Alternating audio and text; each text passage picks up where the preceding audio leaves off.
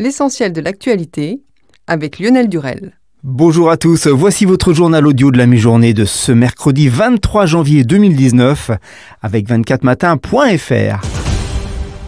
Damien Carême, maire écologiste de la ville de Grande-Synthe dans le Nord, a annoncé engager un recours contre l'État pour non-respect de ses engagements climatiques devant le Conseil d'État. Initiative présentée comme une première en France. À l'initiative de 4 ONG, plus de 2 millions de personnes ont signé en France depuis la mi-décembre un appel baptisé l'affaire du siècle en faveur d'un recours contre l'État français pour inaction climatique. Un résultat inégalé dans le pays pour une pétition en ligne. Implantée sur un sol argileux, la ville de Grande-Synthe est selon ses élus particulièrement vulnérable aux risques liés au réchauffement climatique, notamment de submersion marine et d'inondation. Les recherches ont repris ce matin pour retrouver l'avion emprunté par le footballeur argentin du FC Nantes, Emiliano Sala, qui avait exprimé son inquiétude sur l'état de l'appareil avant qu'il disparaisse lundi soir au-dessus de la Manche. L'avion est depuis introuvable. Nous avons repris les recherches. 2 avions décollent et nous concentrons nos recherches sur une zone précise où, selon nous, nous avons la plus haute probabilité de trouver quelque chose en nous basant sur l'étude des marées et de la météo depuis la disparition de l'avion, a tweeté la police ce matin. Sur WhatsApp, le footballeur qui rejoignait son nouveau club avait lancé un message d'alerte inquiétant. L'avion semble sur le point de tomber en morceaux. J'ai trop peur, avait lancé Emiliano Sala. Olivier Besancenot, porte-parole du nouveau parti anticapitaliste, a annoncé aujourd'hui qu'il se joignait à un appel de la figure des Gilets jaunes, Éric Drouet, à transformer la journée de la mobilisation de la CGT du 5 février en grève générale illimitée. La CGT a appelé à la grève le 5 février et à des manifestations sur tout le territoire pour répondre à l'urgence sociale, réclamant une hausse du SMIC et une réforme de la fiscalité. Le pape François a quitté Rome aujourd'hui à destination du Panama où l'attendent quelques 200 000 jeunes catholiques de 150 pays pour une nouvelle édition des Journées mondiales de la jeunesse axée sur les crises migratoires qui déchirent la région.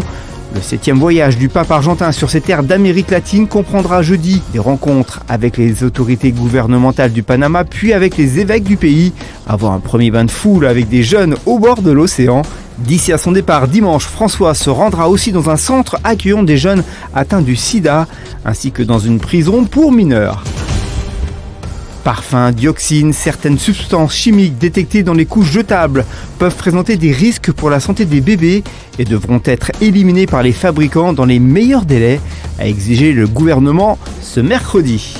Je ne suis pas recadrable, moi, a affirmé le ministre de l'Agriculture Didier Guillaume sur Europe 1, disant assumer d'avoir déclaré que le vin n'est pas un alcool comme les autres. Je n'incite pas du tout les jeunes à boire, je veux lutter contre l'alcoolisme, mais c'est une réalité, il y a une viticulture en France, c'est ce qui fait notre force et c'est ce qui fait l'excédent de notre balance commerciale. Une molécule de vin et de whisky a le même degré d'alcool, mais je ne bois pas des molécules, je bois des verres, a affirmé le ministre. En sport, le numéro 1 mondial Novak Djokovic a rejoint le français Lucas Pouille en demi-finale de l'Open d'Australie en bénéficiant de l'abandon du japonais Kei Nishikori, touché à la cuisse droite au cours du deuxième set, 6-4, 4-1, après moins d'1 heure de jeu à Melbourne. En passe de s'engager avec l'Olympique de Marseille, Mario Balotelli devrait signer avec le club phocéen ce jour, mettant ainsi fin à un interminable feuilleton. Et à en croire l'équipe, le contrat que s'apprête à paraffer l'international italien devrait lui rapporter la modique somme de 4 millions d'euros bruts d'ici juin prochain. Un salaire assorti de nombreuses primes pour un total estimé à 1,4 million d'euros. Les primes concernant sa présence, son éthique, ses buts ou les objectifs du club phocéen. Allez, dans l'actualité du divertissement, lundi, la cour d'appel de Caen a condamné l'animateur Julien Courbet à 10 000 euros d'amende pour complicité d'atteinte à la vie privée. Les faits concernent un ancien numéro de Sans aucun doute diffusé sur TF1 où une intervenante floutée avait tout de même été reconnue.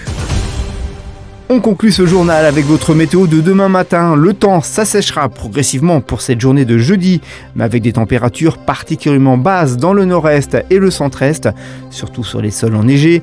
Des averses se produisent plus à l'ouest avec pluie et neige mêlées localement.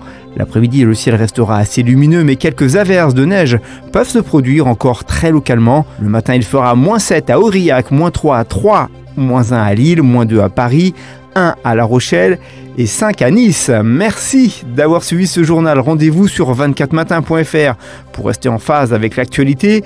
On vous donne rendez-vous à 19h30 pour les 5 infos immanquables du jour. et ce, sur notre site. Bon après-midi à tous, à demain jeudi 13h pour un tout nouveau Flash Info.